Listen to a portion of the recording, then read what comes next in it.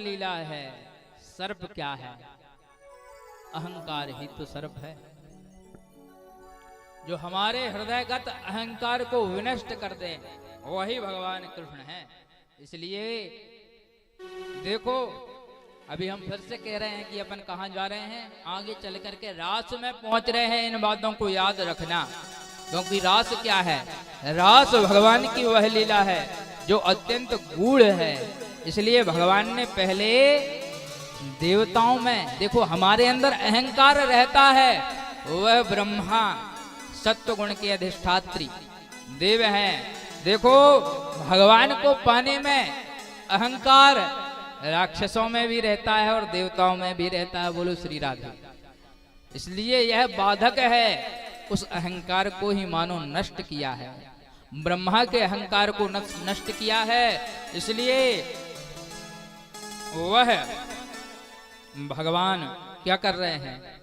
क्रीड़ा कर रहे हैं। कंदुक क्रीड़ा करी है और गेंद पहुंची है काली देह में। कदम्ब की डाल से जब कूदे हैं, नीचे उस देह में पहुंचे हैं।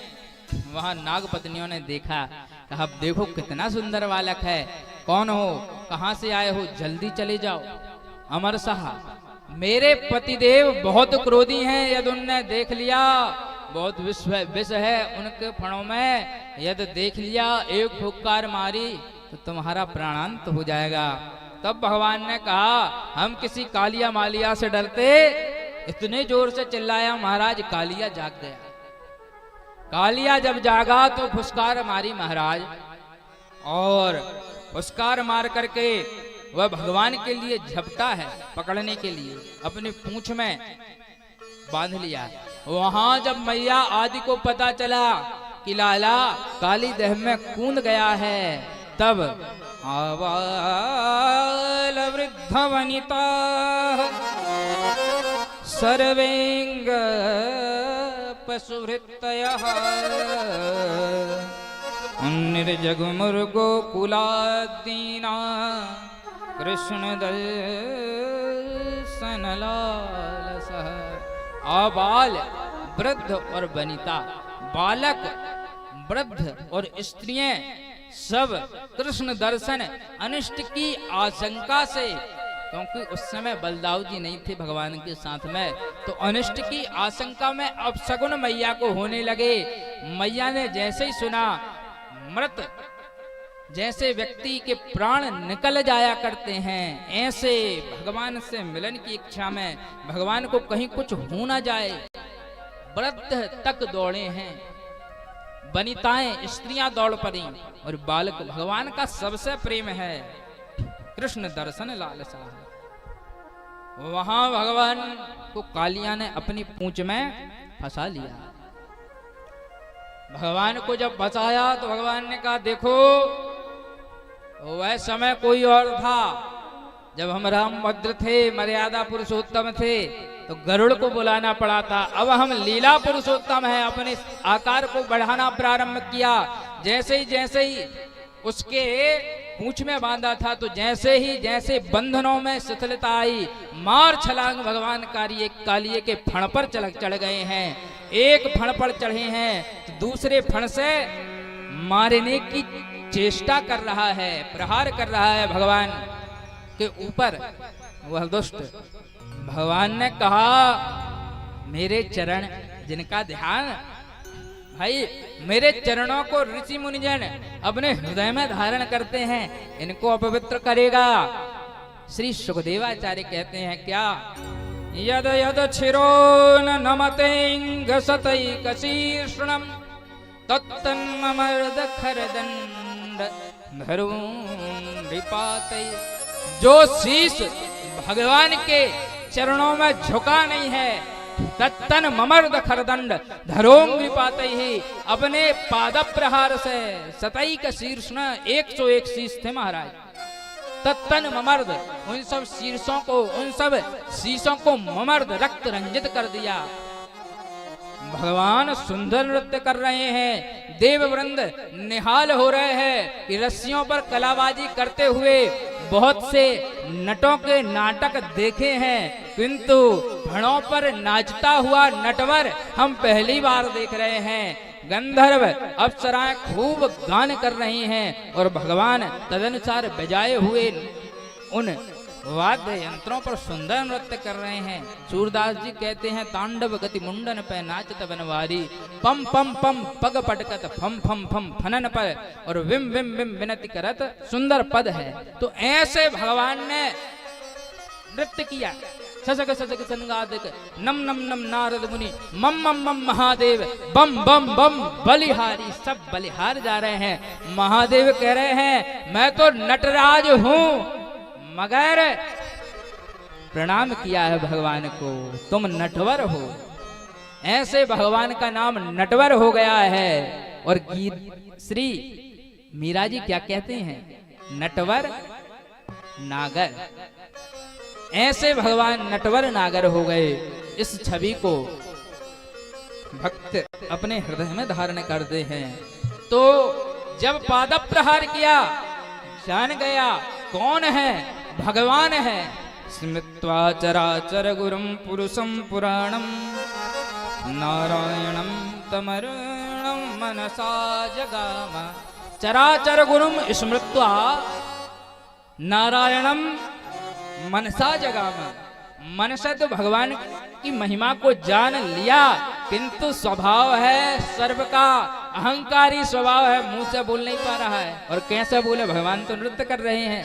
पत्नियों ने सोचा नाग की कि यदि भगवान 2-4 मिनट और नृत्य करते रहे तो हमारे तो पतिदेव गोविंदाय नमो नमः हो जाएंगे। तो स्तुति करने लगी। भगवान की स्तुति करते हुए वह कहती हैं न्यायो हि दंडः कृत किल्बिषेऽस्मिन्। बहुत अच्छा किया।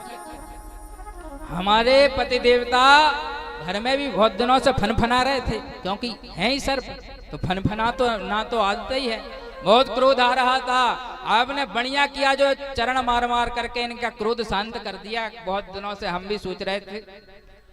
तो मगर तवावतारा खल निग्रहाय, आपका अवतार तो खलों के निग्रह के लिए हुआ है, और यह भी खल हो गए थे।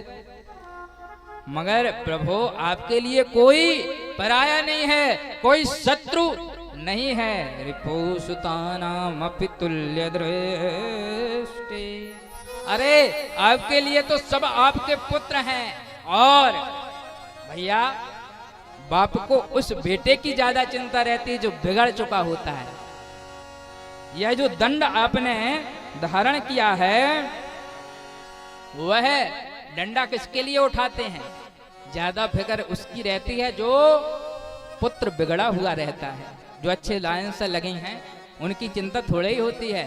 तो कहा आपका तो प्रादुर्भाव खिलौनाम दंड मरहती, खिलौं को दंड देने के लिए हुआ है। इसलिए हमारे पतिदेव भी आपके रिपो सुतानाम अपि, शत्रु को भी सुत मानते हैं, क्योंकि जगत पिता की ही तो सब संतान हैं। तब स्तुति करते हुए कह रही हैं क्रोध हो पिते अनुग्रह एव संमिता।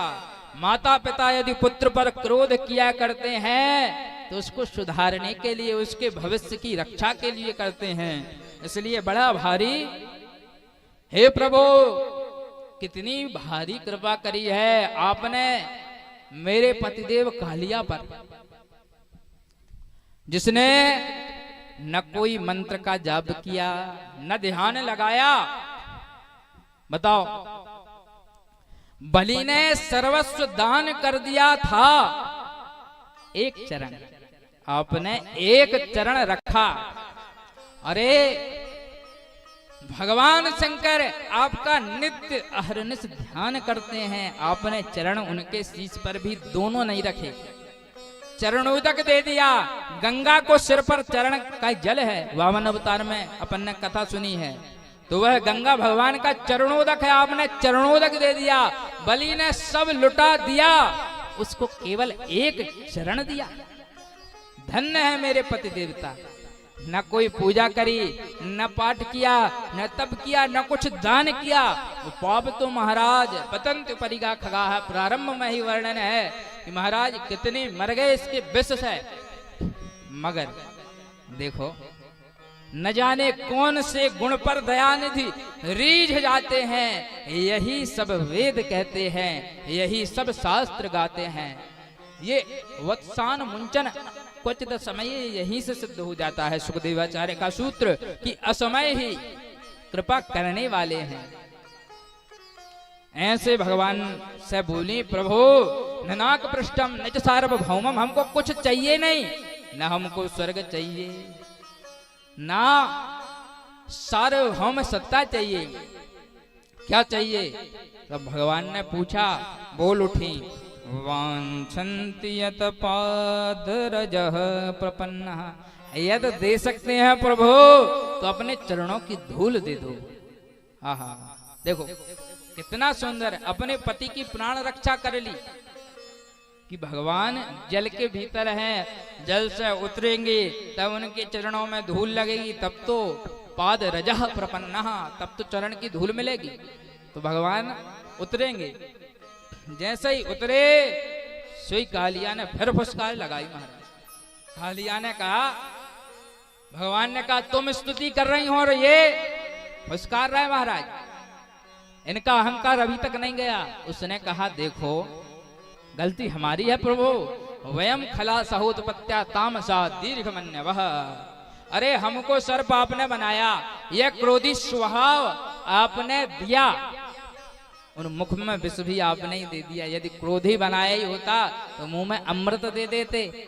जैसे अपन मिट्ठू को पोसते हैं, कुत्ते को पोसते हैं, वैसे ही हमको भी ऐसा विष दे दिया, जहां लोग देखते हैं वहीं मुंह को जल देते। महाराज मार दिया करते हैं।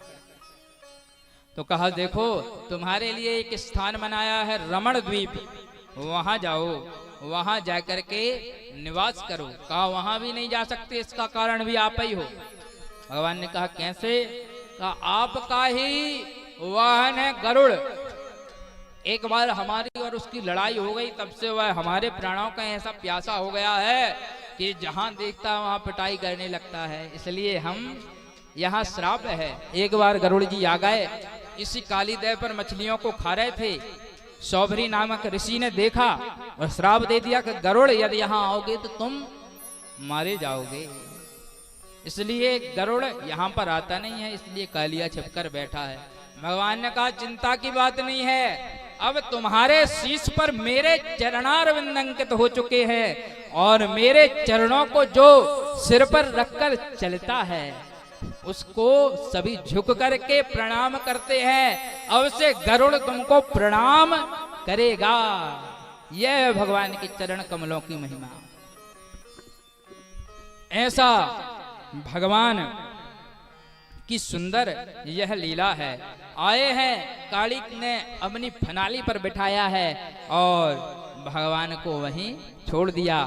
मैया ने भगवान को जब देखा, नेत्रों में अश्रु हराए, अपने अंक में भगवान को ले लिया है और सभी ब्रज वनिताएं रुदन करते हुए भगवान को हृदय से लगा रही हैं। भगवान ग्वाल वालों के साथ में उस वृंदावन में सुंदर विहार किया करते